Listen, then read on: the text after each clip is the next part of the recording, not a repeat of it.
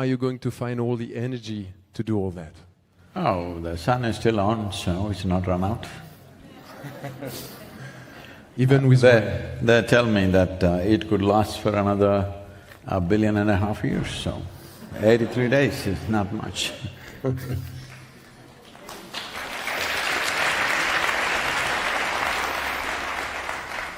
One thing I was asking myself when I was watching the video was, why and how did you get interested in soil? I know you did a lot of work on rivers and water, which was very… something that people can touch and understand. Why and how did you choose and decide to pick up soil as a key topic? I did not pick up soil, I came out of soil. I'm just trying to remind everybody that's true with you also. There's one guy here, I don't know if you saw him, he's all smeared in soil. He's called the soil man. Did you see that guy? So that is a soil man. What are you, I'm asking? Hello? All the same thing. So, this is a bit hard to explain logically, but I know now it looks cliched because now you are the earthworm. What do? I've been calling myself a worm because I'm made like this. People don't understand this because they always think there is a certain knowledge behind me. No, I got a completely empty head, totally empty. So because of that, I'm like a worm, I've crawled on this planet. I've been here for 6.5 decades. If I don't know how life works within me, I must be either a Martian or a bloody fool. Hello? No, I'm just here. People say, oh, we've also lived on the planet, how come we didn't see it? No, you have not lived on the planet. You have been living in your head. I don't know what the hell is there. Because you live in your head, your own thoughts and emotions have become far bigger. Then why the planet? Your thoughts and emotions are bigger than the cosmos, isn't it so? Hello? I have no such thoughts and emotions. I just crawl on this planet like a worm. And you know, I'm a unlicensed rotary wing pilot, so I fly at 5,000 feet usually. So when I look down at people, they all look like worms crawling around. And they are, they don't realize till you bury them. Till then they don't get it.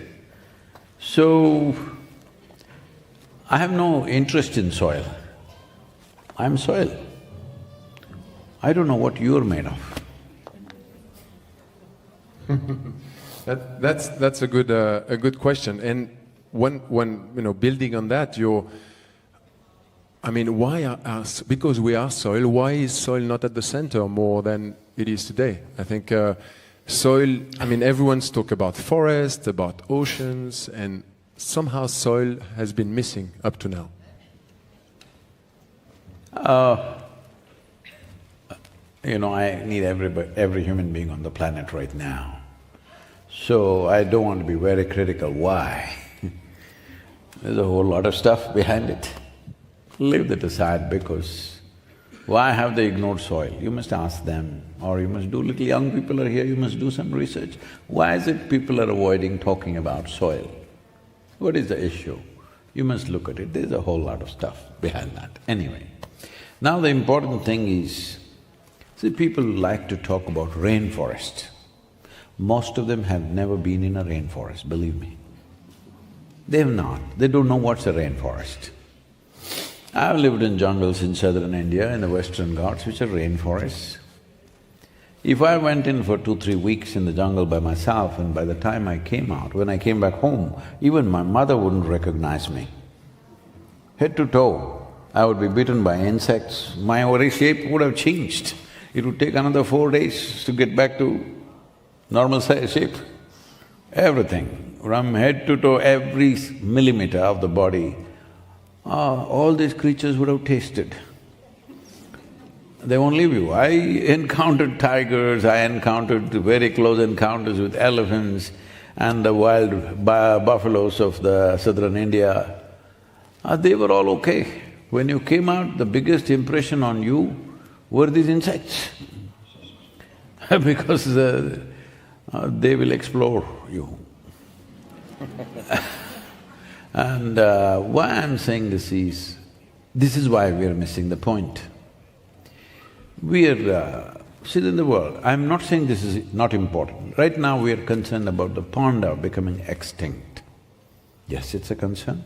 Tiger, they've recovered a bit, but I'm glad they paid attention and they recovered, the numbers have come back. We are concerned about exotic things.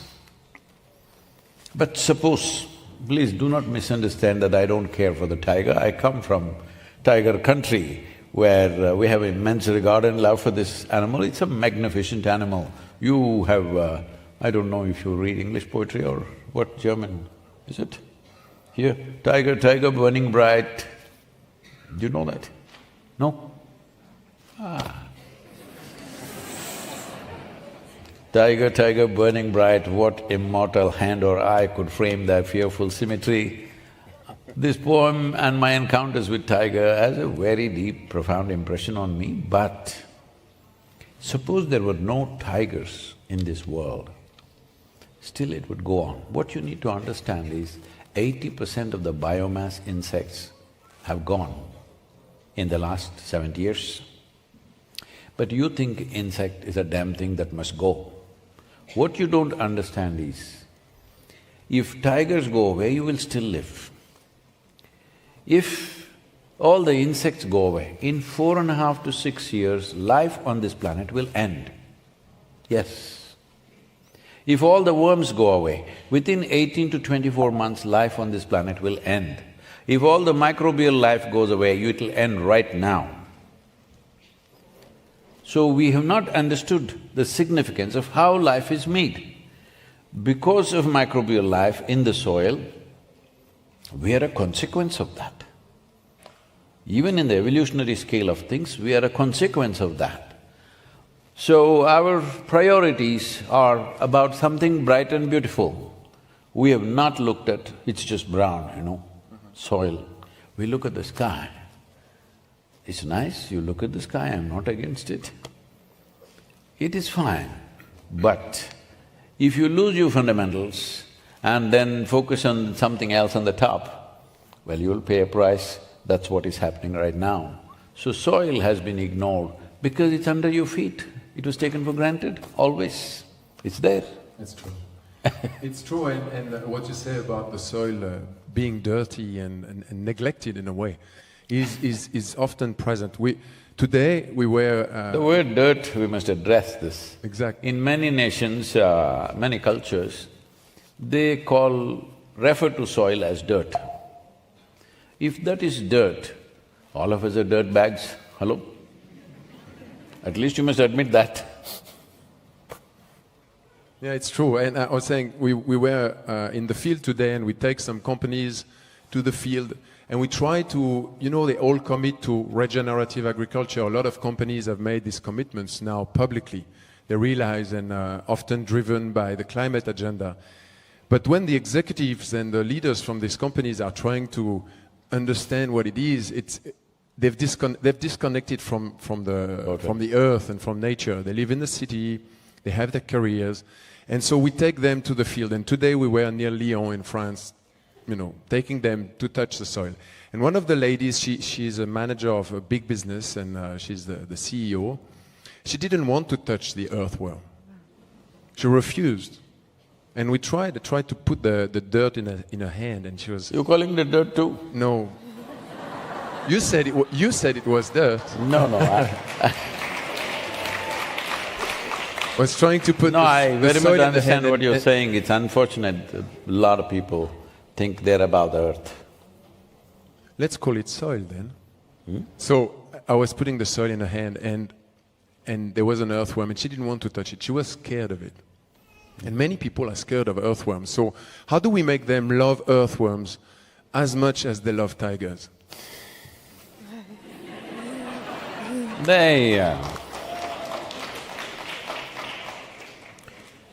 Loving a tiger is a dangerous thing.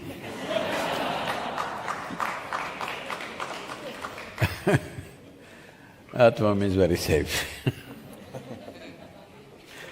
So, that is what this is about, to shift the narrative in the planet, to make people understand it's a living soil, it's not an inert substance. And the shocking thing is, even today, most agricultural ministries in the world still address soil as an inert substance that they could manage by adding this chemical and that chemical.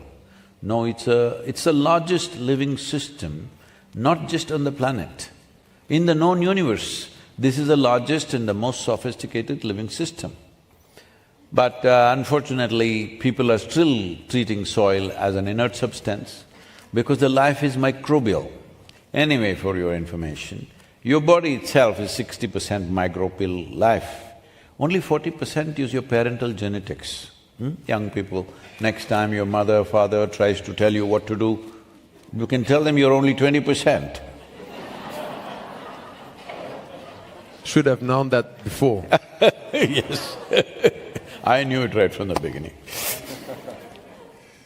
And one thing I've remarked is that we are in a world where we want to quantify everything. So you can't quantify a hectare of forest.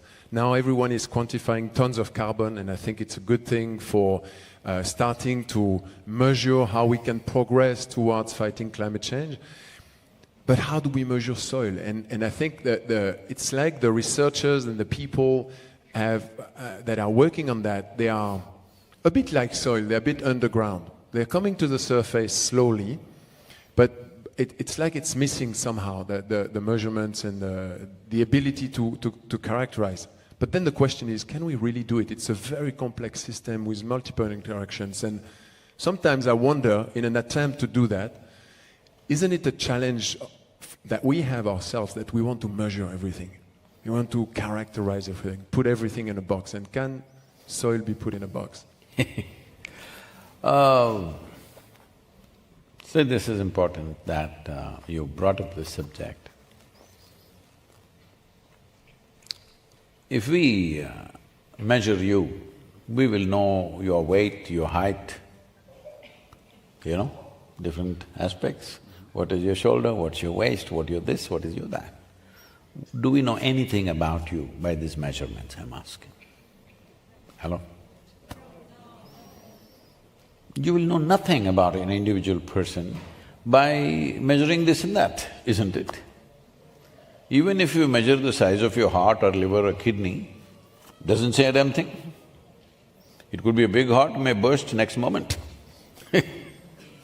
So, this measurement business is simply because we're trying to logically deduce life itself into a few numbers.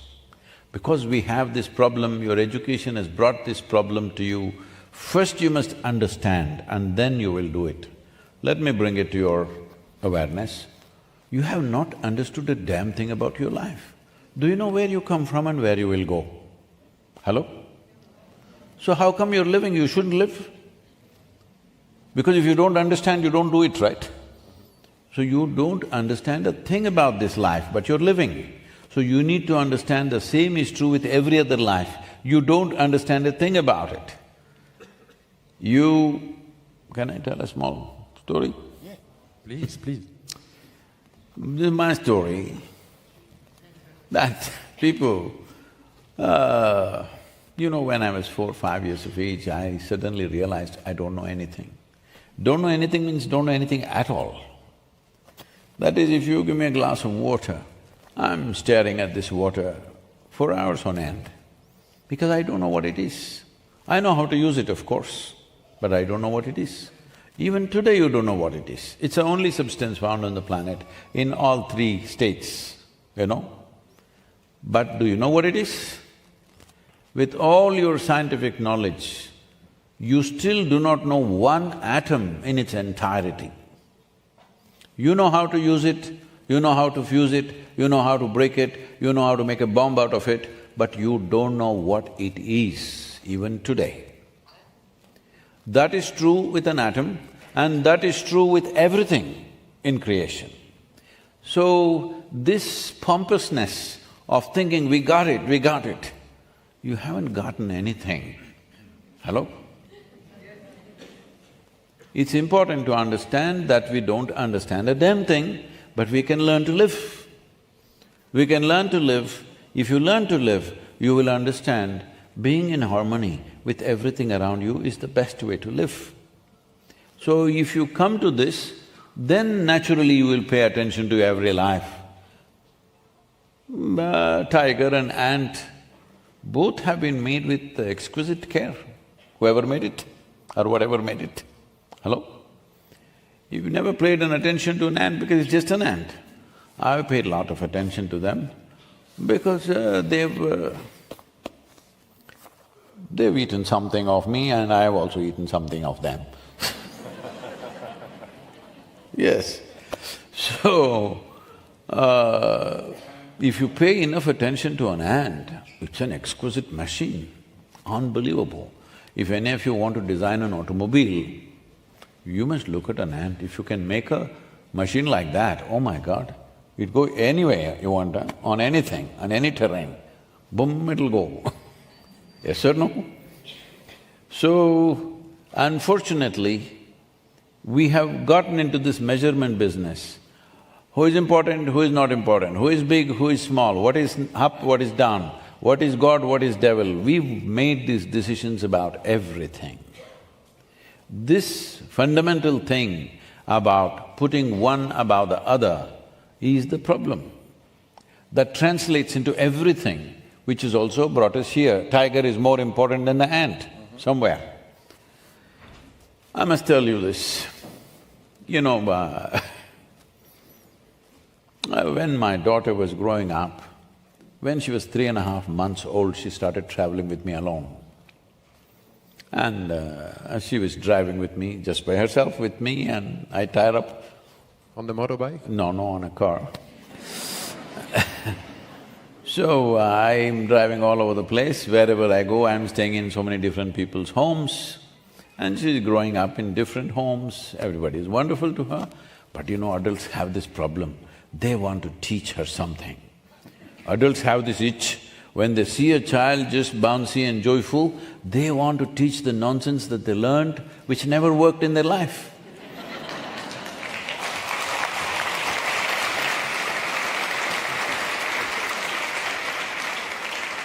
When I say it never worked in their life, see, between a child and you, in 24 hours' time, who is more joyful? Child. Who should be a consultant for life? Who should listen to whom?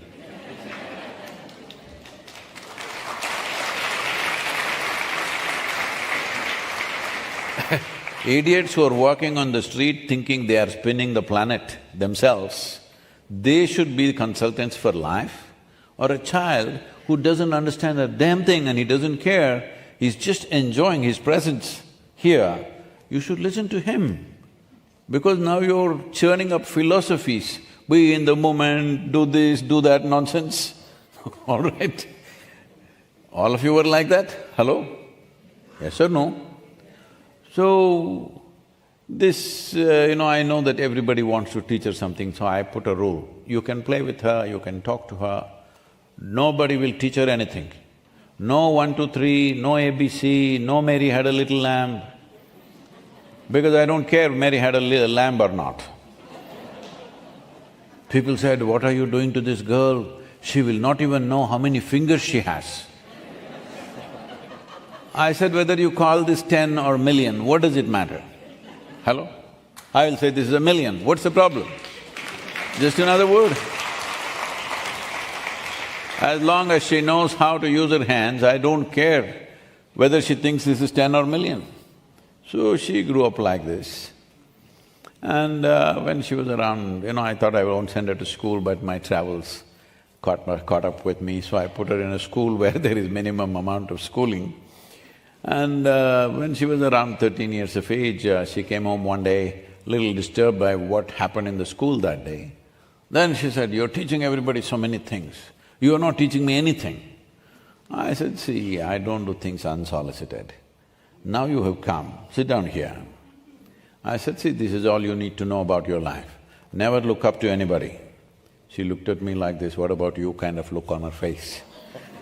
I said, especially me, if you look up to me, you will miss the whole point. You need to look at me for what I am. Then I'm of immense value to you. But if you look up to me, maybe you will nail my picture on your wall. And that won't help you. You've done that to many people already. So many people have been nailed on your wall, isn't it? Hello? If anybody you think is worthwhile or great, you will nail them. So that's not it. You never look up to anybody. Never look down on anybody or anything for that matter.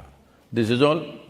If you do not look up to anything, do not look down on anything, you will see everything just the way it is.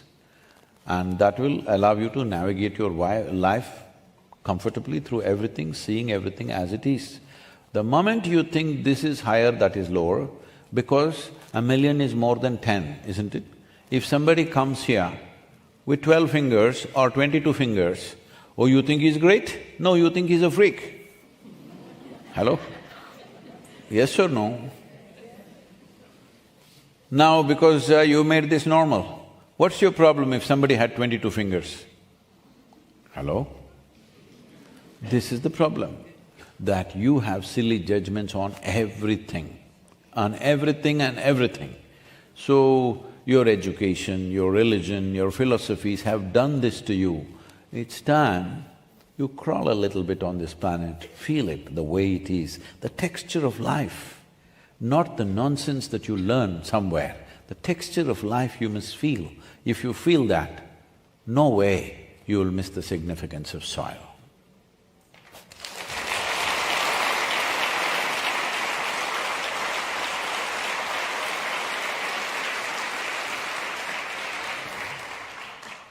So, Sadhguru, when we go in the boardroom of these big companies, the powerful people that are sitting up the pyramid and that wanted to get up there because they were driven maybe by… Usually in the pyramid, they were all dead people.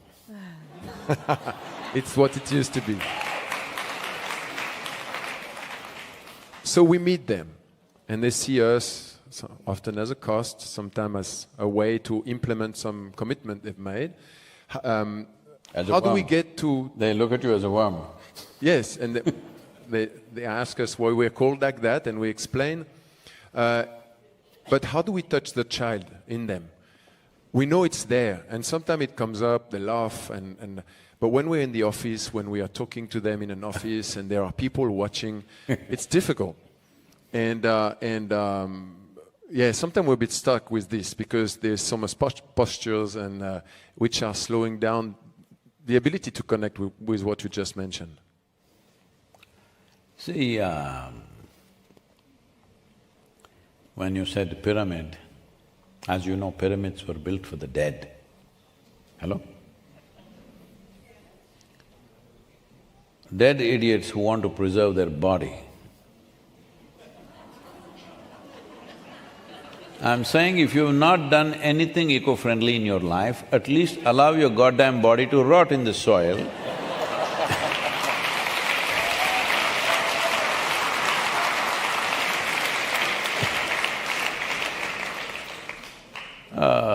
You know, these days it's happening everywhere, particularly, I don't know what is happening in Europe, but in America, people are storing up the bodies in racks in a building like a parking lot.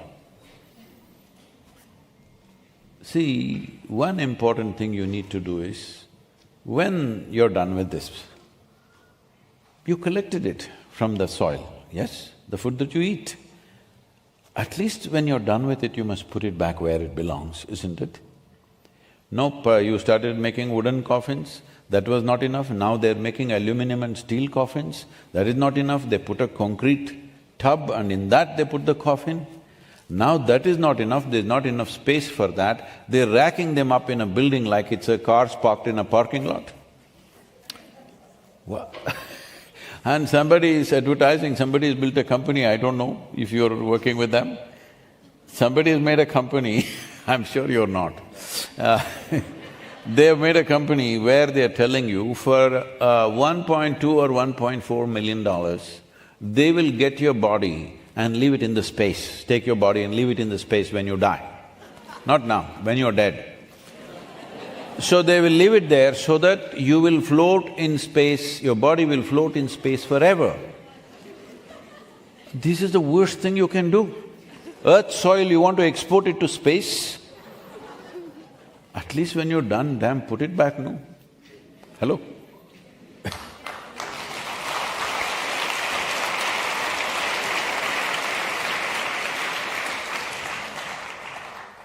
About these people. Yes. You're talking about the mummies in the pyramid. Those in the top, who are very, very fast from the Have you sun. ever visited the Egyptian pyramids? No. Now you should go, because it's right at the top and quite a journey. It's like a womb. You have to really go into it. And right there at the top, one small niche, these millions of tons of stone were used to just create a room which is just about like 8 by 12 or something. This is some great infrastructure to build. I know it's a marvel right now in the world. I appreciate that. I know there are certain reasons why it was built for certain angles and stuff, that is fine. But I'm saying, if you think you're high above, that means you're far removed from life, that's what it means. If you think you're up somewhere above everybody, what it means is you're far removed from life.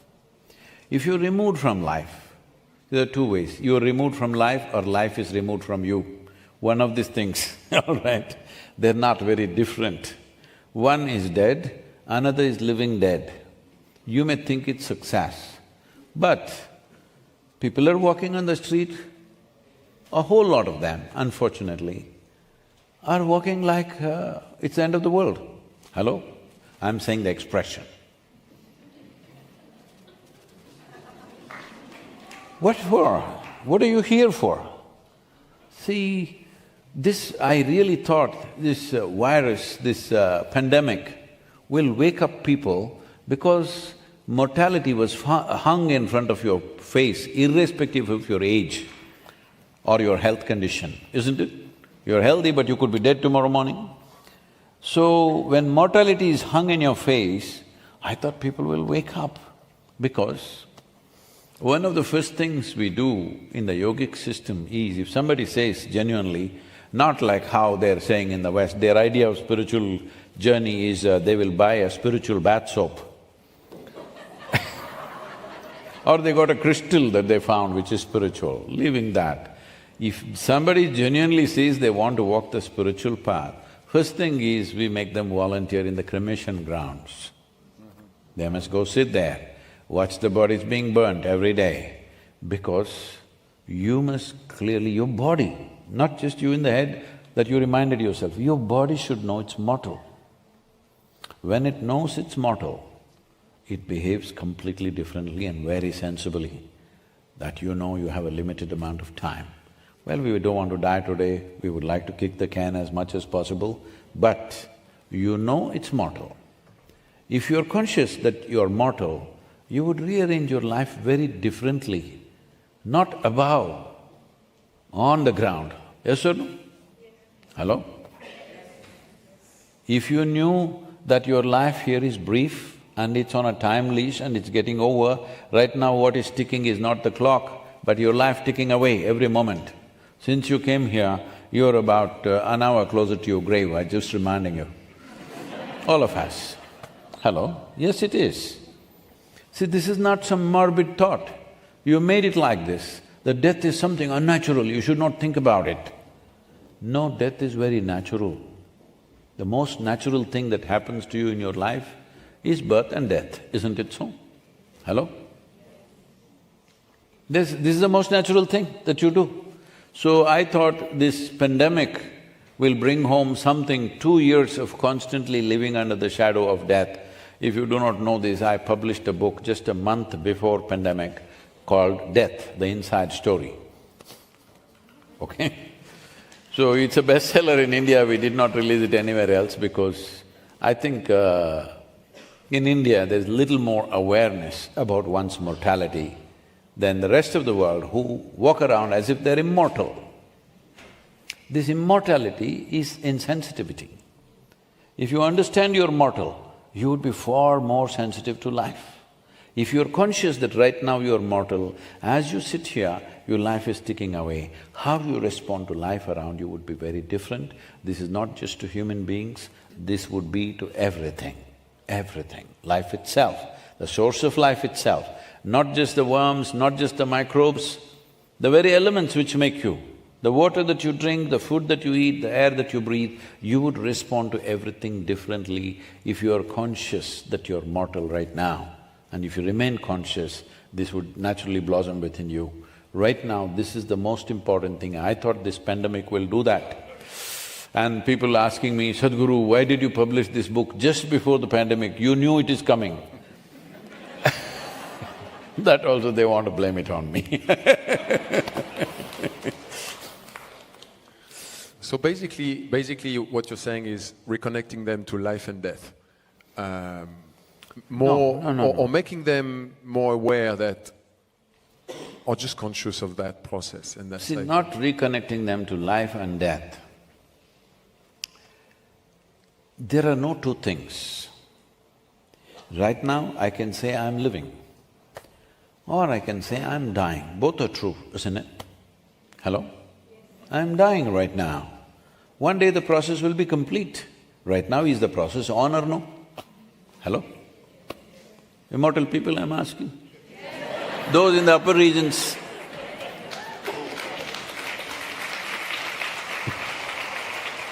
It is already on. It is not different. We call it by two different names, but it's actually the same thing happening right now. So this is the nature of our existence.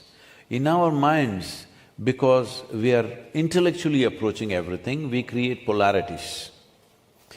We create polarities simply because our intellect, the data collection for our intellect happens through our five senses. And our five senses are made like this. If you see this part of my hand, you cannot see this part of my hand. This is the nature of your vision, isn't it? Even if you take a grain of sand, if you see one part, you can't see the other part. Do what you want. If you hear the sound, you can't hear the silence. If you see dark, you can't see light. So, we have created polarities in our mind because our mind is fed with this half-baked information. This information is good for survival. Survival is always you versus something, isn't it? If the ant bites you, crush it, because it's you versus him. If a tiger comes, okay, you can't crush him, but do something. Because survival is always you versus you, or you versus the other. So the problem with these people is, they think they've gone to the top, but they're in basic survival mode. They can't come to ease. If you can't come to ease, if there is no ease in you, you will never blossom because you're always like this. That means you're constipated. No, I'm not just talking about that constipation alone. Essentially, constipation means life doesn't happen as an outburst. It happens little by little. That's constipation.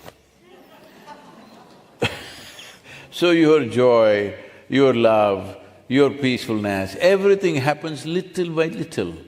And you're counting people, today I'm with a journalist and he's asking me, tell me 5 dates in your life which were significant for you. I said, I can't think of any damn date like that. Because for me, every moment has been super significant for me. No, we have a format, you have to tell me what are the dates. I said, 1947. He said, why? India became independent. Then tell me 4 more dates. He said, 4 more dates. I said, okay, 1957. He asked why. I said, I was born.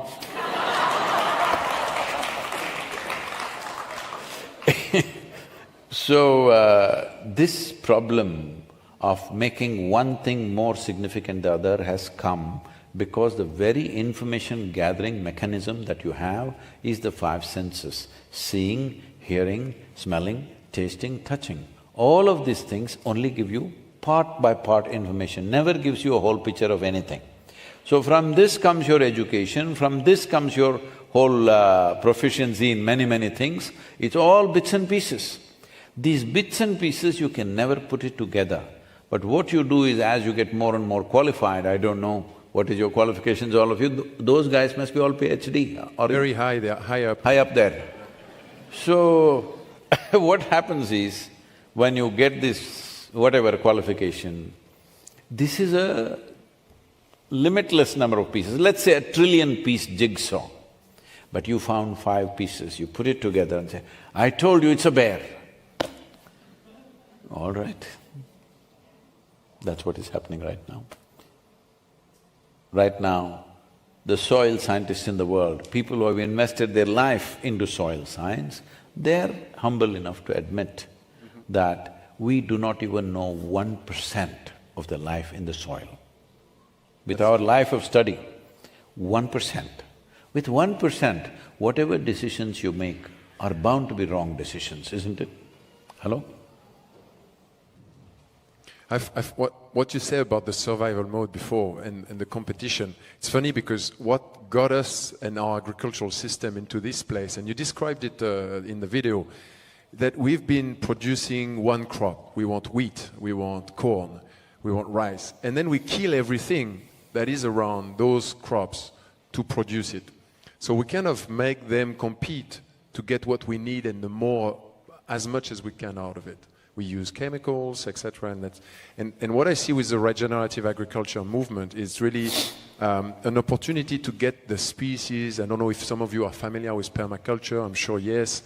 How to get those species to grow together, to enhance each other, to work together. And I feel somehow there is a parallel in the way we regenerate soil to maybe how we can regenerate some of society, of our way of being, and with which should we start first? Maybe that's…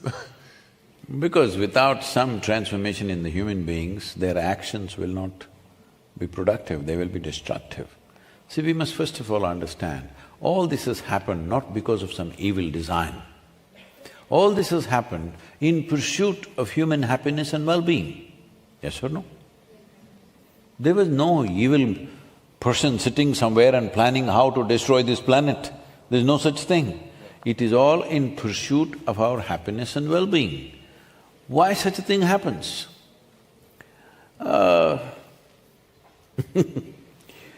See, suppose you sat in your car and you want to move forward, but you engage reverse gear and press the throttle, you know what happens. Maybe you'll enter your kitchen or bedroom going backwards through the garage. Right now, that's what is happening. Or let me tell you a better story. This is the case of a potato farmer. One day a potato farmer wanted to eat apples. So he went to the apple tree, but out of sheer habit he started digging for apples. When he did not find any, he became furious and dug furiously. Then the tree came down upon him. That is what we are doing right now. Because human experience is generated from within you. Pain and pleasure happens from within you. Joy and misery happens from within you. Agony and ecstasy happens from within you. Anything that ever happened to you happened from within you, isn't it so? Hello? Anything that you've ever experienced happened within you or did it happen here? I know people told you love is in the air. If it happened within you, it happened, otherwise it did not happen. So, an experience or the seat of experience is within you. Whatever experience you want to have, pleasant or unpleasant, you need to turn inward. Instead of that, you're trying to squeeze the world. So in this effort, like a potato farmer who is digging up for apples, he will never find apples, but he will turn the whole planet upside down. And this ability to turn the planet upside down has been hugely enhanced because of technological capability, because of machinery and things like that. What 10,000 men could not do in a day, now one machine will turn it around, all right? One guy sitting on the machine is doing 10,000 people's work. So for that, the planet is not enough. So essentially, we have competence and capability and intelligence which can only function consciously. If it functions instinctively and compulsively like any other creature, every other creature can function instinctively and compulsively because their competence is very low. Human competence is at such a level. At this level of competence, you're supposed to function consciously. You're the only creature on this planet. I'm not talking about the earthworm.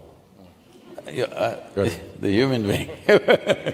You're the only creature on this planet who is referred to as a being, isn't it? There's no tiger being, no elephant being, no ant being, no such thing. Only this one is a being. This means you're supposed to know how to be. Somebody had hopes on you.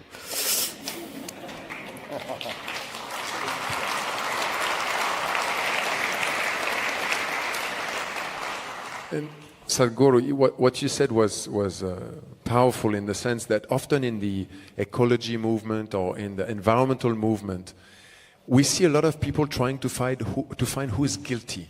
They try to say it's the big company, no, it's the farmer, he's spraying pesticides, he's a bad farmer. Or some people say, no, it's the old generation, they ruined the world. And it always ends up in kind of a game of who's going to win and who's guilty.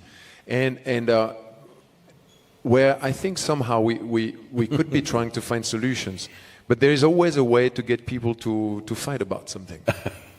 See, if you utter the word ecology or environment, or let's say ecologist or an environmentalist, first thing is you must find out whose face you want to bash. Otherwise you're not an environmentalist. They're asking me, what kind is he? I'm not your kind for sure, because all of us, doesn't matter what is the nature of your work, who you are, all of us are partners in this destruction. Yes or no? Knowingly, right now this light is burning, something is burning somewhere, isn't it? You don't know whether it is gas or gasoline or coal or what the hell it is, something is burning. Every one of us are partners in this destruction. The only way to turn it around is every one of us become partners in the solution. There is simply no other way.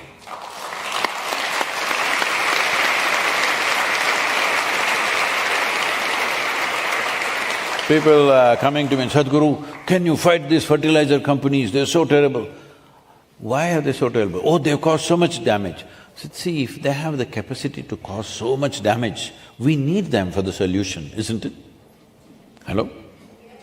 They're capable of so much. Don't we need them for the solution? We need them. Businesses need not be beaten down, they need to be transformed for sure. Nor individual human beings need to be beaten down. They also need to be transformed.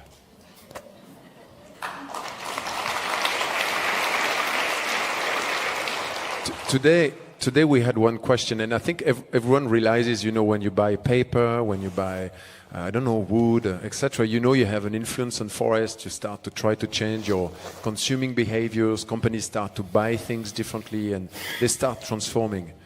But soil, and I had the product manager for cereal brands, and they were like, how do I tell people about soil? There's no label, there's no certification scheme. How do I tell them? How do I understand it? Because I can't explain to them the microbes and the organic matter and the humus and all these names. Already I lost them. How do I tell them? How do I get them involved? How do I get them to become a partner of the solution? Easy question.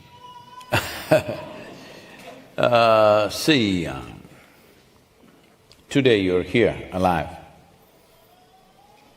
You drink water, you eat food, all those things are there. But right now, if you keep your mouth shut and just hold your nose like this for 3 minutes, or let's say 5 minutes, I'll give you, because many of you are practicing inner engineering, so I'll give you 5 minutes. In 5 minutes, you will be dead. Yes or no? What happened? The only thing that happened is, you lost your contact with the atmosphere, which means medically, it's not the only thing, but medically, you did not get the oxygen that you need. So let me tell you the story. You've heard of that man or woman, that caveman, usually it said caveman, as if women did not exist then. Were you around? Okay. Now we're talking about 40,000, 50,000 years ago, when some caveman or cave woman came up with a smart idea that we could use fire to cook our food. Grand idea, isn't it? How many things you're enjoying today because of that one discovery that somebody realized that they could cook food with fire. Much before you, much before the ladies, cave ladies, doesn't sound good, caveman sounds good. So, nearly 1 billion years before that, one very smart fungi or an algae, we do not know. Like we do not know whether it is a man or woman, we do not know whether it's a fungi or an algae. Really smart one learned how to cook its food from the perpetual energy of the sun. Solar cooking, you know. It learned this before this happened, before this discovery happened by this very smart fungi. The oxygen content in the atmosphere on this planet was a shade over 1%. Today it's 21%. It is because of this phenomena that we call as photosynthesis that the oxygen content in the atmosphere has increased to 21%. So, the source of your life is just this, that this life started doing photosynthesis, out of that came more complex life in the form of plants and trees, out of that came animals and, well, we are here today, wondering who the hell we are. And it is because of that. But what has happened on the planet now is, in the last 1,000 years ago, how much photosynthesis was happening, and today, how much is happening? The drop is 85%. But all the people are only talking about carbon dioxide. I am not saying that's not an issue, that is an issue. But I thought you need oxygen, hello? Are there CO2 people? We need oxygen. And one process that is generating and putting oxygen back into the system all the time is this green leaf. All this… no, I thought you were all green people. This green leaf is taking the carbon, making it into carbon sugars, passing it down to the soil so that the microbial life will give them the nutrients, and oxygen as waste, it is throwing it into the atmosphere, which is our life source. Hello? A plant's waste material is our life source. I want you to understand, down in the soil, this is how it is. From one species to another species of microorganisms, one species' excreta is the food for the next one and the next one. If the carbon sugars go through 3 to 4 species, then that carbon stays in the soil for over 1,000 years. That's what needs to happen, more photosynthesis. How do we do it? Oh, let's do rainforest. Then you don't know what is rainforest, because a rainforest would take 1,000 years to create. Even if you plant all the necessary things in a place, minimum 1,000 years it will take for it to genuinely become a rainforest. So you don't talk about rainforests, you just talk about photosynthesis because we can put it back. You can't put back rainforest just like that. That's not a joke. That's not something that you do in a generation. If we withdraw, maybe rainforest will come up in 500,000 years. If you assist, maybe you can reduce it by 20% of the time, probably, I don't know. Nobody knows because nobody's ever created.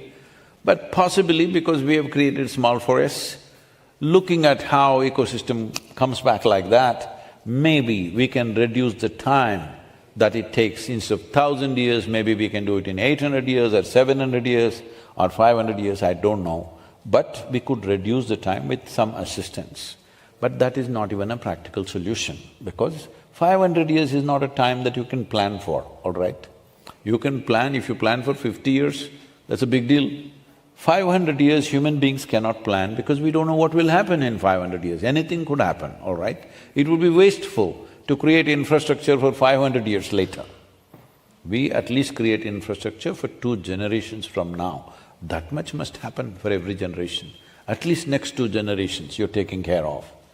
So, let us not talk about building back forests.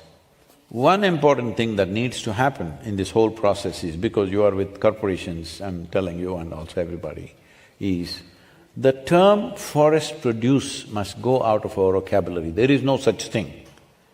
There must be no produce from the forest, it's over. That phase of our life is over. Whatever you're getting from the forest, you must grow it on your farmland. If you want timber, you must grow it on the farmland. You want honey, you must grow it on the farmland. Whatever you need that you were earlier getting from the forest must happen on the farmland. That will be very, very beneficial for protecting the forest, above all, for enhancing the farmland.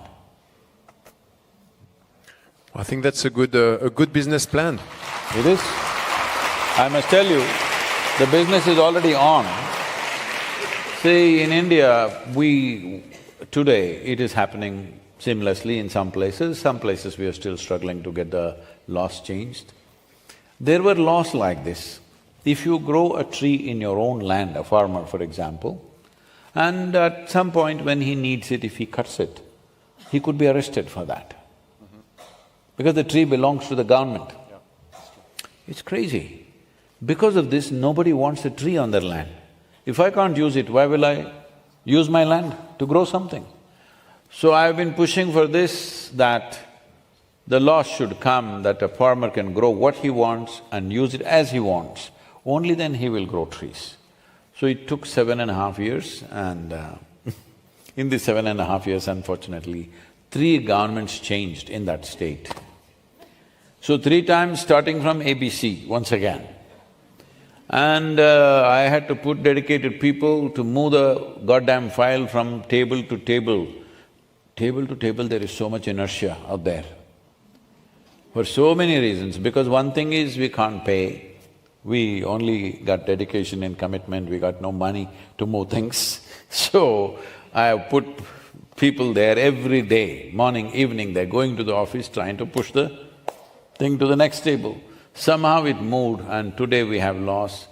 They have cleared most of the species, a few species they've still not cleared, that today you can grow and fell it when you want. Based on this law, we created a whole project called Kaveri Calling. On this we wrote a policy called Rally for Rivers, which is the official policy of the Indian government now for all the 28 states. It is the first time that a private agency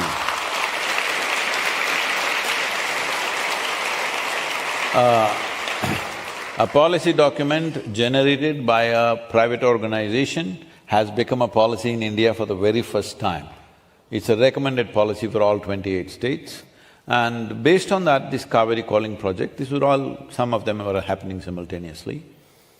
Now, today, if a farmer plants a tree, we geocode this in collaboration with the ISRO, which is the Indian Space Research Organization, free of cost they're doing this for us, that they geocode an individual tree.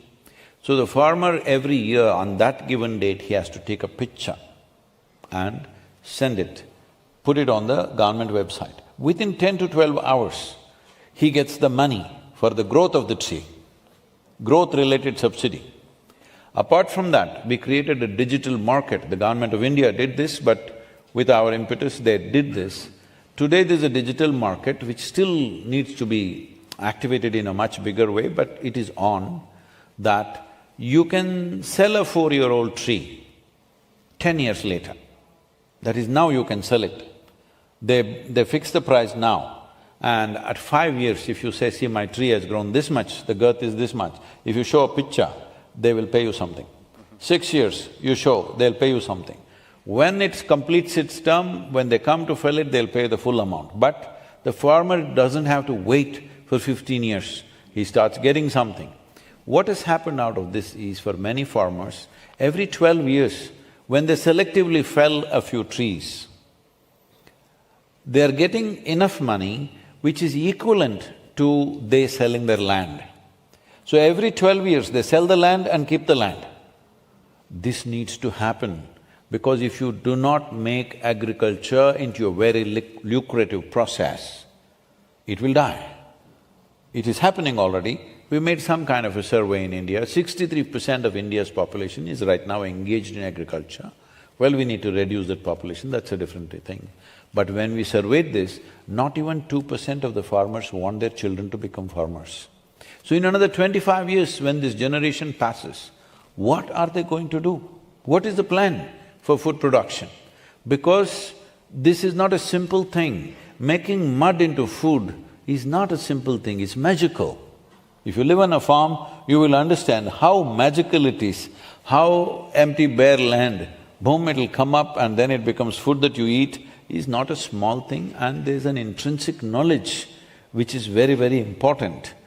If this talent of transforming mud into food is erased from the planet or from given societies or nations, the kind of situations you will face in the next 25 years is not very pleasant. Sadhguru, I think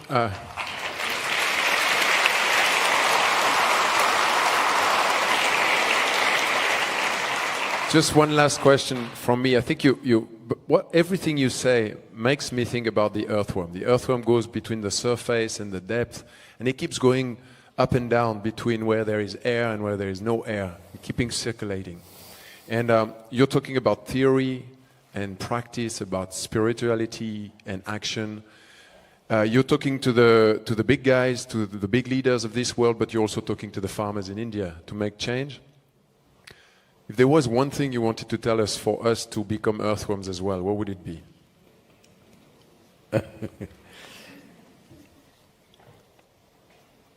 See, if I tell all the people who live in the city, go and work in a farm, have an experience of that, they'll go and ruin the farms. They better stay in the city. Or another thing is, people will say, Sadhguru, I'm going to go and fix my garden.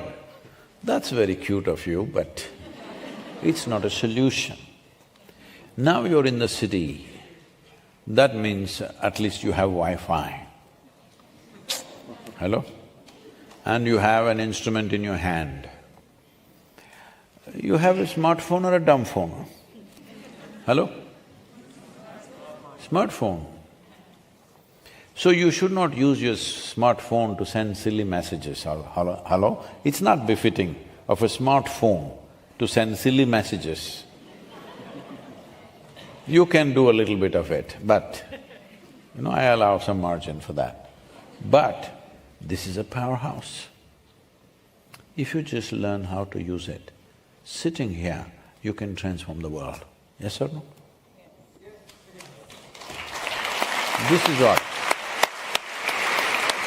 This is what you need to do, that instead of doing what you can do, you will say, I will go work on the farm. Oh, you will be a disaster, most of you at least, because you're not equipped for that. Not only that, and the farmer and the earthworm has to suffer you. More people on the farm is not the answer.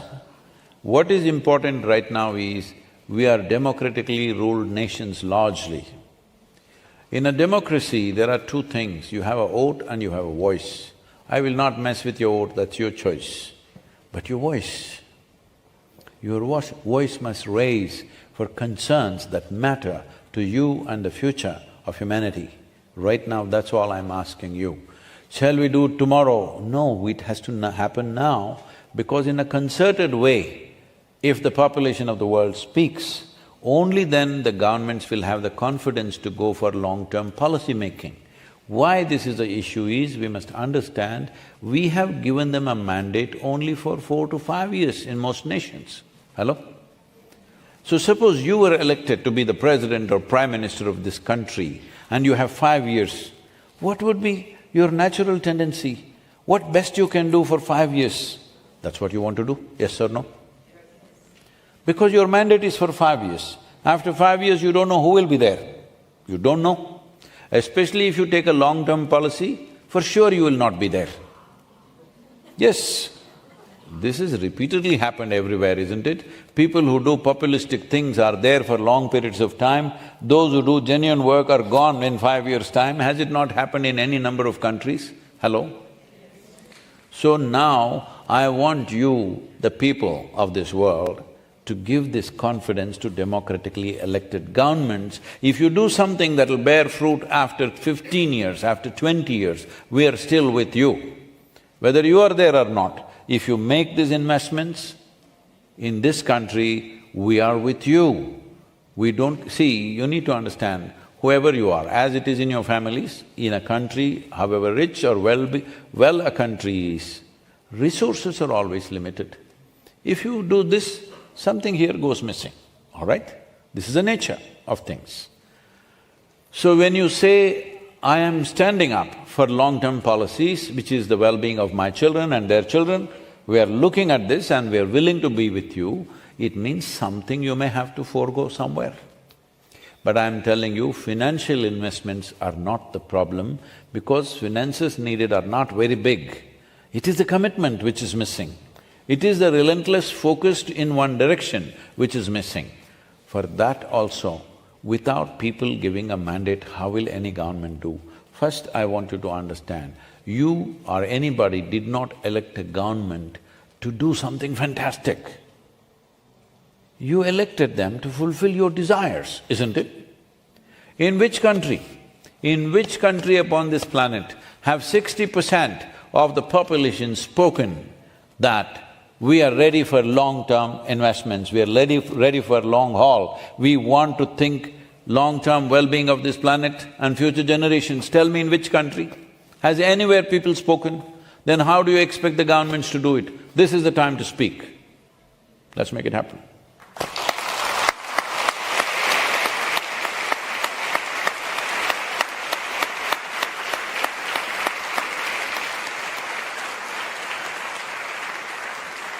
So, I think now it's time for you guys to ask a few questions to Sadhguru. So,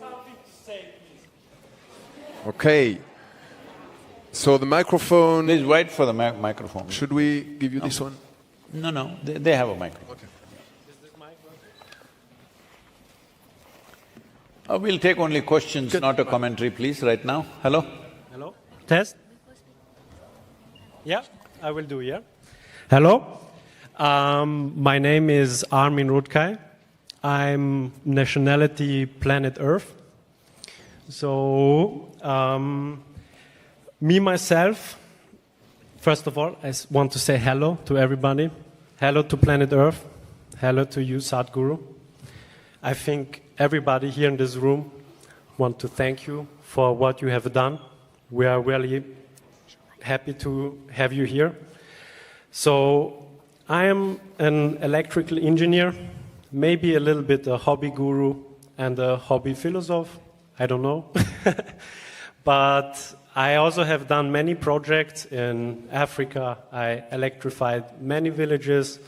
I done in Egypt developing of water pumping systems with farming. No, we value everything yes, that you are, but please come to the question because everybody's time. I'm not here to ask a question. I'm here to provide you, Sadhguru, with something really special. Please do that privately, I will listen to you, please. This is everybody's time. You will listen to me? Yes, this is everybody's time, please. I just want to give the world a lot of hope, and I want to tell them that we can do a big change, and it will happen in a few years, and now I'm here to promise you that this will happen.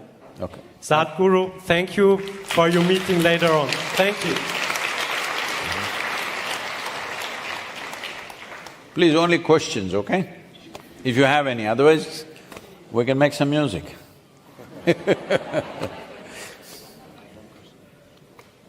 Whoever, please. Namaskaram, Sadhguru. Where are you?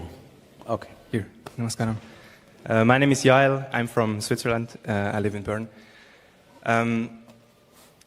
I've heard you have reiterated FAO statement that we may have only 60 years of soil left.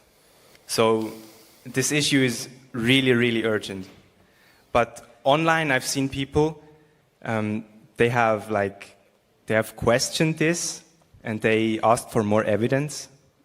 Shouldn't they leave this? What do you think? What's your name, you said? Yael. Yeah? Yael. Yael. Okay. Yael, I don't intend to do this, but suppose I have an intention to murder you. Is there any evidence? Evidence will come only after you murdered, isn't it? Hello? Is there any evidence that somebody has an intention of doing something terrible? No.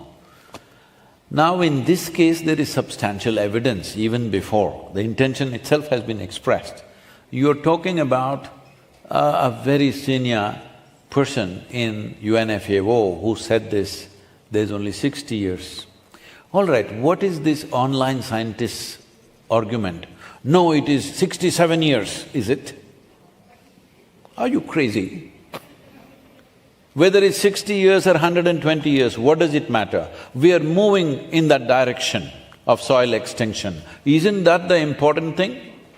Hello? So, this kind of nitpicking is happening because these are WhatsApp scientists. They read 2 messages somewhere and they become scientists. People have invested their entire life in this science. Please listen to them. Everybody is saying somewhere around that time. Somebody says 60 years, somebody says 80 years. It doesn't matter whether it's 60 years or 600 years. But if we are moving towards the path of destruction, is it not time to turn around? I'm asking you.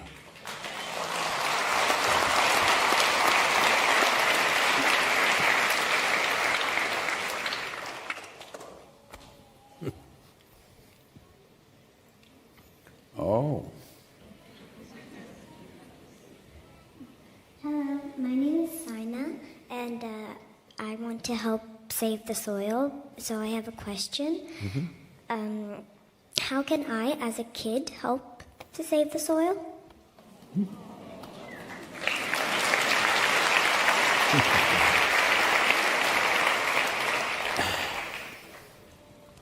Well, you know, our children at the Isha Home School took this commitment that they will get 10 million children in India to write to the Prime Minister. Yesterday's numbers, they sent me how many letters have gone. By now, Prime Minister's office is inundated with children's letters of paintings and drawings and save soil.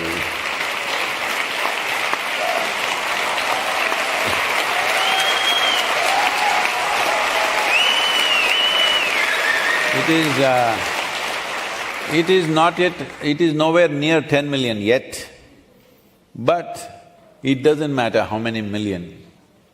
But when children write, if 1 million children write to your Prime Minister or any Prime Minister or President, do you think he will be unmoved and untouched by the whole thing and say, hell with it?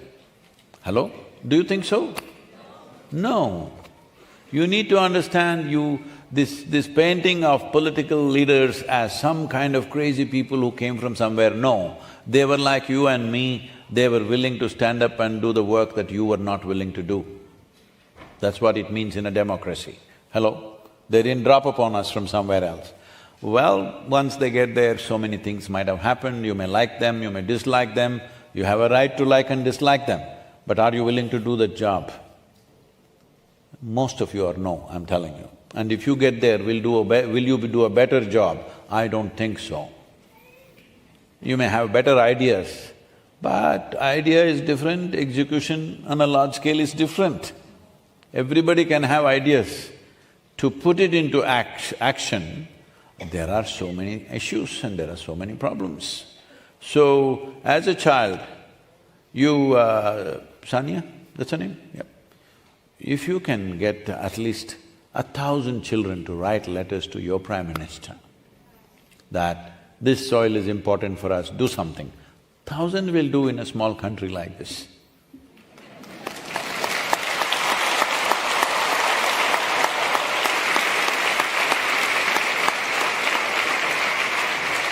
The methodology of how to do it, you employ whatever you want, whichever way, you dance, you sing, do something, get all the children in various schools to write letters. Oh yeah, please.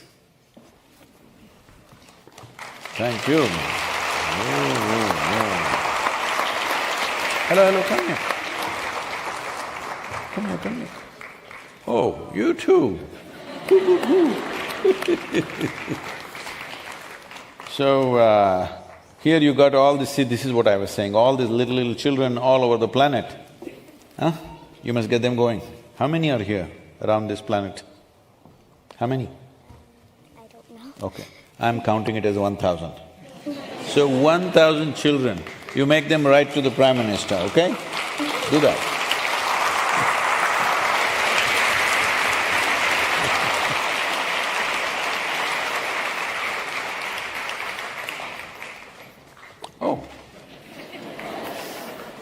Oh, all the artists are here, please hold it.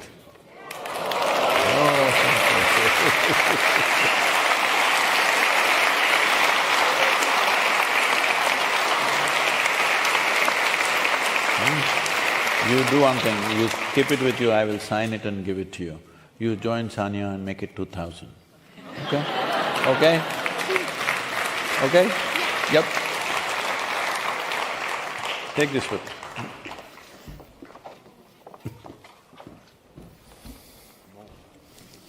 Oh. Oh. What is this? Oh, Switzerland soil. But I don't want to take it all the way to India. Should we not put it back where it belongs? Okay, thank you. Oh, okay. Okay, sir, thank you. Thank you very much.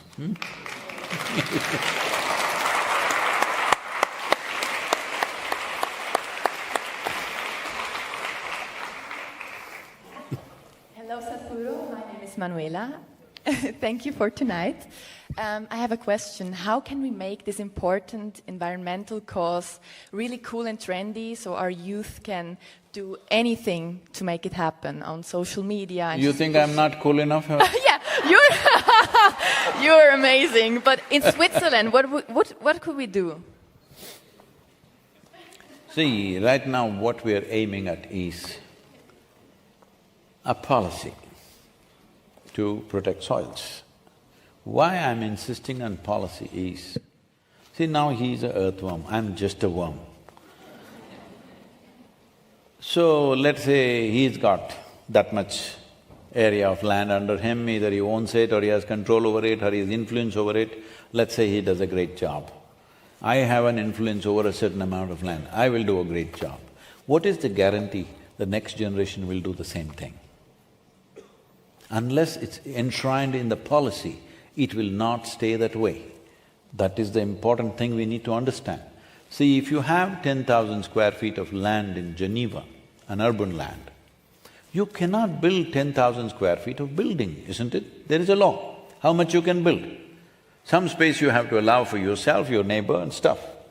But if you have 10 acres of land in the rural part of this country, you can plow every inch of it and in 10 years you can turn it into a desert. Generally, in most nations, there is not one law to even question you, why have you done this? I'm saying soil is not our property, it's a legacy. It belongs to the future generations also. This is not the end of the world. Unfortunately, this generation is calling themselves Generation Z. I'm telling them, don't do that, that looks like the last generation to me. Don't call yourself Z, call yourself something else. So, right now UNFAO is saying, the food that we are eating right now, it doesn't even belong to your children, it belongs to the unborn child. In my emotion, eating away the food of the unborn child sounds like crime against humanity to me. That's how I feel.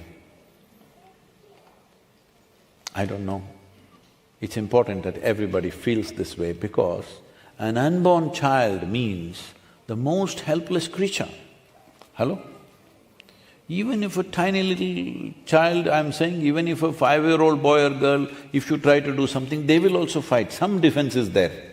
An unborn child means absolutely at your mercy, and you eat up their food. What kind of people are we? We need to change that.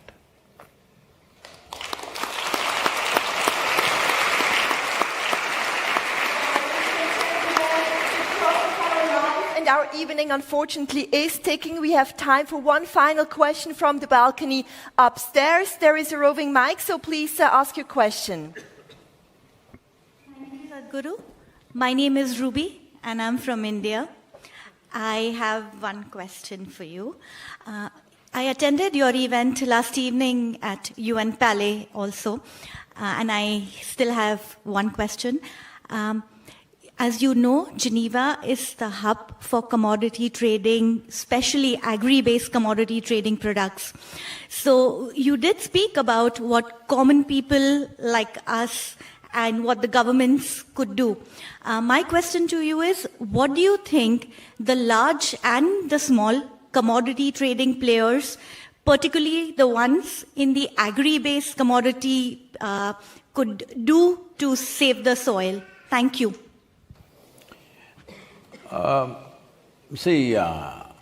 Action will come to all those things over a period of time.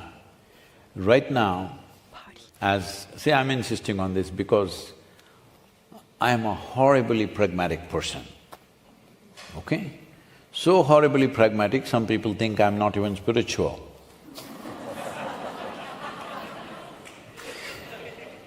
Because, somebody comes to me, some celebrity kind of person, in a conversation like this, he's sitting like this and so final question, Sadhguru, how to beat Pakistani team in the cricket game? I said, why you want to beat Pakistanis in the cricket game? When you're playing a cricket game, you just got to hit the goddamn ball, not Pakistanis. You don't try to hit the Pakistanis, you hit the ball. Instead of hitting the ball, you're trying to hit somebody. That's not what the game is about. Right now, this is what I'm telling you. This is about policy change. If the policy doesn't change, you do some nice things, I do some nice things, it's not going to last. We've already done those things plenty. You might have also done very wonderful things, but it will not last unless it's instituted in the policy. So first thing is, the most simple thing that we are asking is just this, because we want to ensure at this stage of policy, nobody is against it. In the last 2 years, I've spoken to thousands of people, all sorts of people. Not one person has said this is not necessary, because what I'm asking is such. What I'm asking is just this. If you have agricultural land, give incentives to make it 3 to 6% organic content. Where is it right now? In Northern Europe, average is 1.48%, which for a temperate climate is very bad.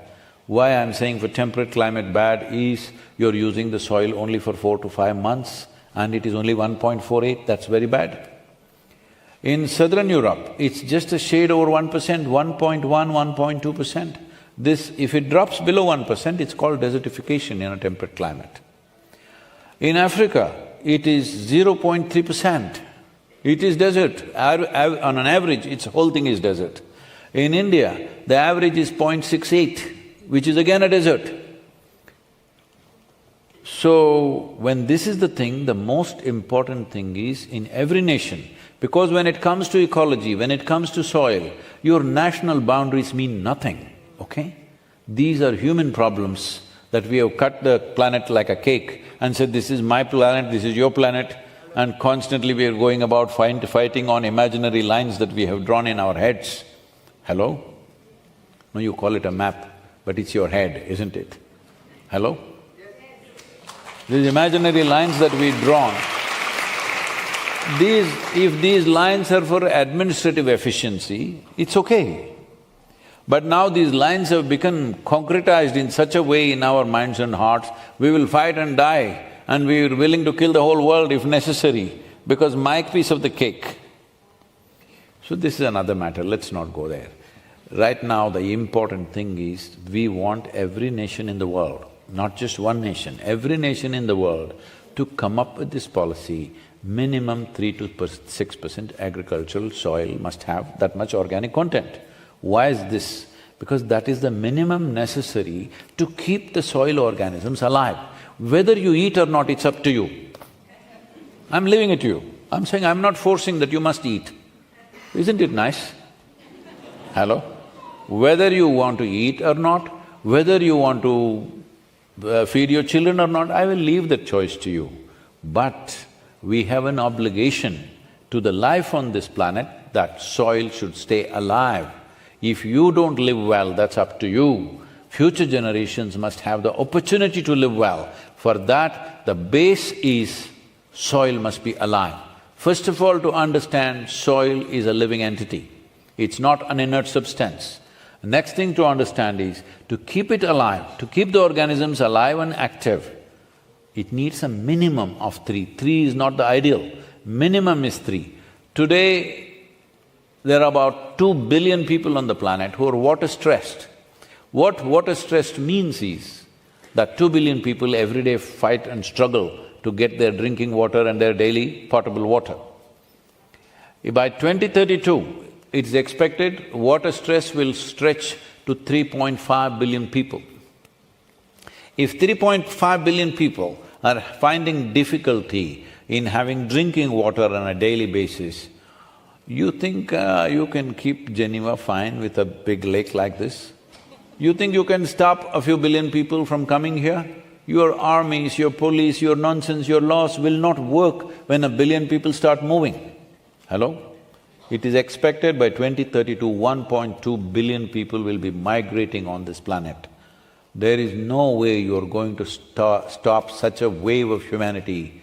All that will happen is, your humanity will evaporate and you will behave like a beast to protect what is yours, and they will behave in another way to get what they want. This is not a world you want to create. For water to be present everywhere, the most important thing is the organic content. If you raise the organic content to 8 to 12% in a given soil, your irrigation requirement will come down to 30% of what it is right now. That is, if you're using 100 liters, it'll come down to 30 liters. If you raise the organic content to 12 to 15%, your irrigation requirement will come to 10 to 15%. That is, 100 liters will shrink to 15 liters. Right now, nearly 67 to 68% of the world's fresh water is used for agriculture. All the stuff that we're using, 67% or more is used for that. In India, we're using 84% of our water resources for agriculture. If you reduce this to 30%, would it make a huge difference for human beings wherever they're living? Hello? So the first and foremost thing is, there must be a universal policy across the world that if you own lands, minimum 3% must be there. How do you enforce this? You can't enforce this right now. You can give incentives. Right now, 1.48 is the average in this part of the world. If you give an incentive that if you make it 3%, you will get this much money, farmers will strive to get it there. Now, once they get the incentive, there is also a carbon market which also they can access. People like… what's Bastien? I keep saying Sebastian, I'm sorry. So, they are there, they can link these things and farmers can benefit from the carbon market. That's the second stage of benefit. The third stage of benefit is, when you go to the market, you're right now falling for this trick of organic. You go and buy an organic apple. What are the rest of the apples? Inorganic, is it? I'm asking you. You don't know what they are, all right? So people are trying to quantify how much fertilizer, how much pesticide. I'm telling you, you can never find out 100%. It's just a vague measure. Instead of that, if you say, this apple comes from 3% organic content land, it comes from a land regenerated to 3%. Now, There is a whole science to tell you, if an apple grows in 3% organic content, what are the extra nutrients it has? What will it do to you in terms of your health and well-being? What are the ailments it'll prevent for you? What are the possibilities for you and your health? So there is already enough science, we need to collate that. So the third stage of benefit for the farmer is the marketplace. In the marketplace, it'll find its own level. So if you go to the marketplace and here is one apple that comes from 3% organic content, here is another that comes from 6% organic content. You can choose to buy this may cost 10% more or whatever more, but you can choose to buy it because instead of eating 5 apples, you can eat 1. That is what it means. That means all of us can eat less and still be well nourished, which is very important for your health and well-being. One reason lot of physical ailments or chronic ailments is people are eating much more than what they should eat. That means you're processing much more raw material to get that much of energy. People keep asking me, Sadhguru, where is your energy coming? Oh, that was the first question. See, if you eat properly, only 40%, if you live properly rather, only 40% of your energy should come from the food that you eat. The remaining 60% should come from the sunlight, water and air that you breathe. For this, you need to do some little inner engineering for yourself and what kind of food and how you eat.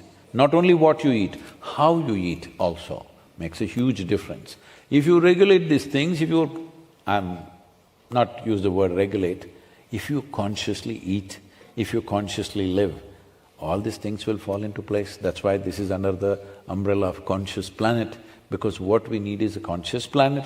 It should have happened without loss, but that didn't happen. The only way to push it is with loss. So right now, when you're taking this step, don't talk about the 10th step, because you'll fall flat on your face. Hello? You take this step properly.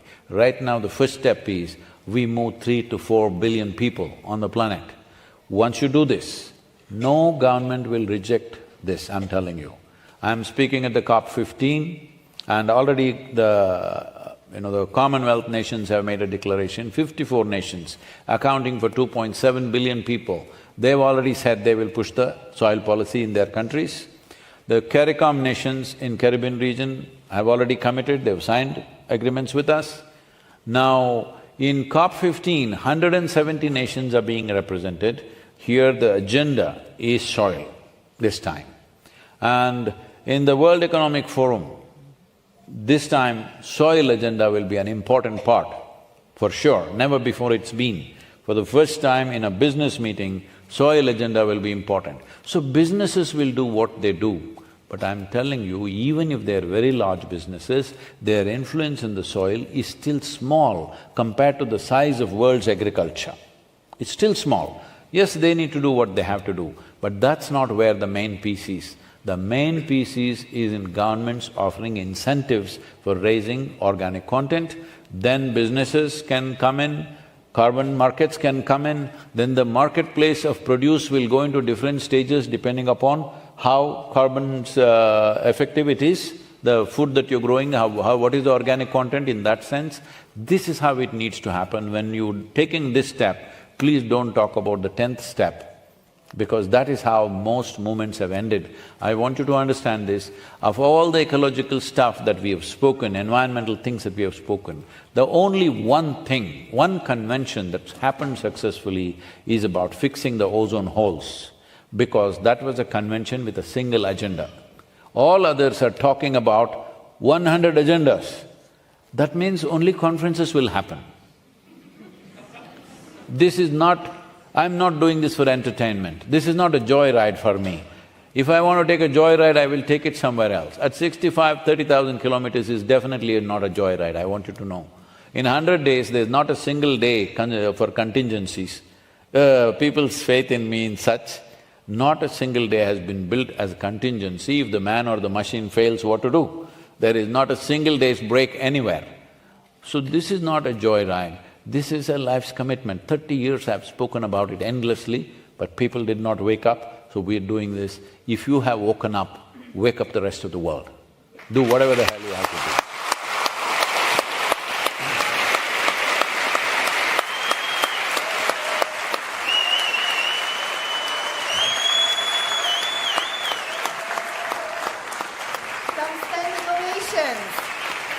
Thank you very much to Sadhguru. Thank you very much to Bastien Sachet, the CEO of Earthworm.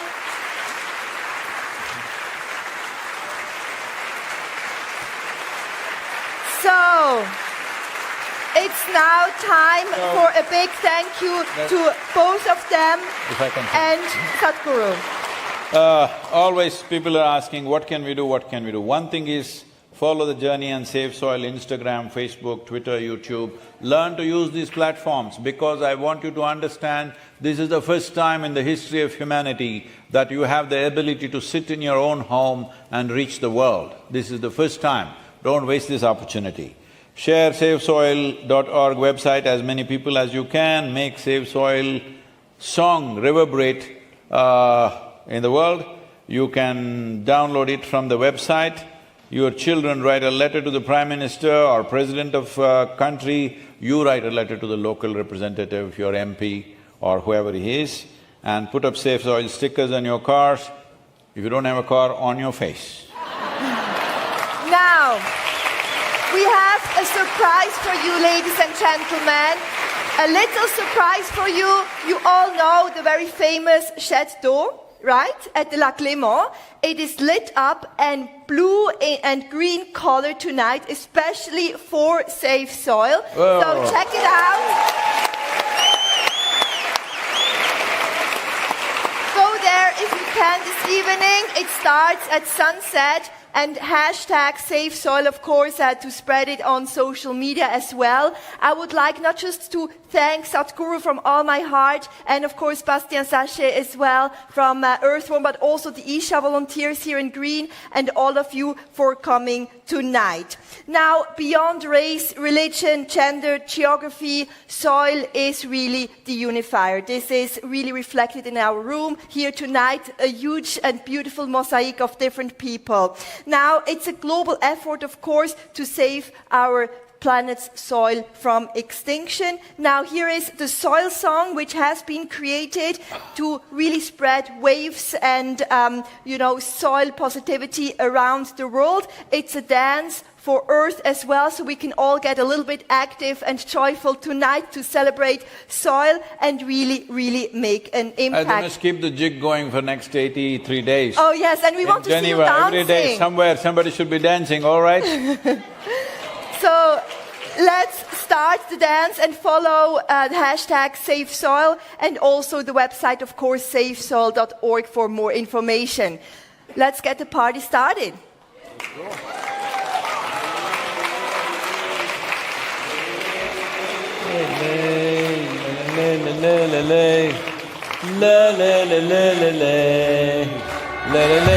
This very body is soil. My body, your body, everybody is just soil body.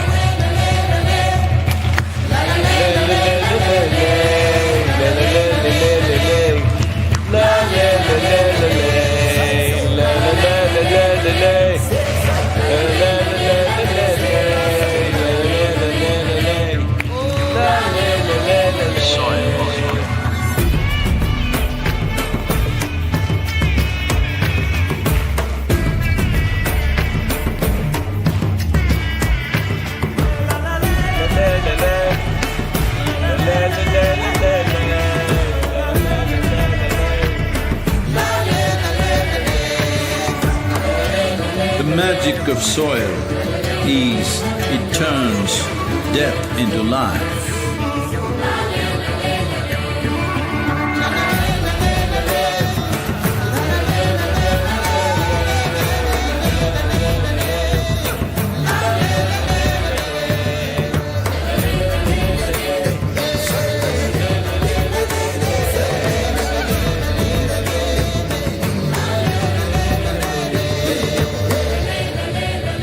Depleted soils will not quench the fire of hunger. Unquenched hunger can burn the very world. This is a generational responsibility. Save soil. Let's make it happen.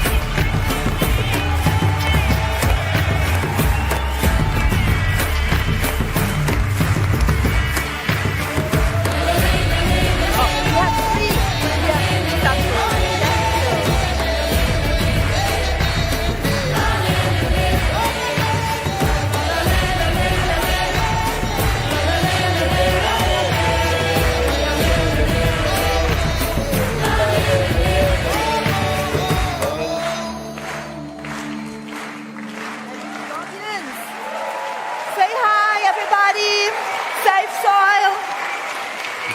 We'll take one with the audience as well. Selfie style. Oh. La la la la la. Hello, say hi. La la la la la. La la la la la. La la la la la. La la la la la. La la la la la la. Thank you. La la la la la. Thank you so much. Sadhguru. Thank you. What's up?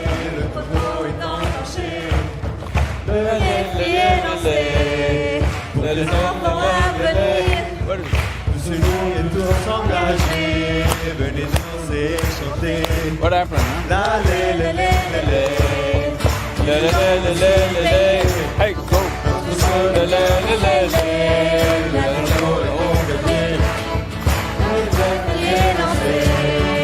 Les enfants amenés, le soleil était s'engager, les gens les chanter. La la la la la.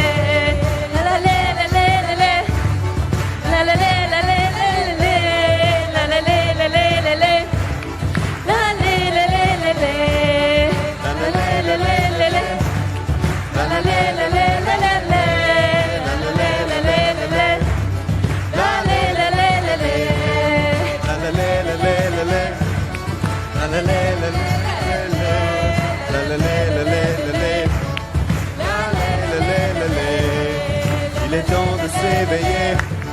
Notre sol nous devons sauver. Le chrono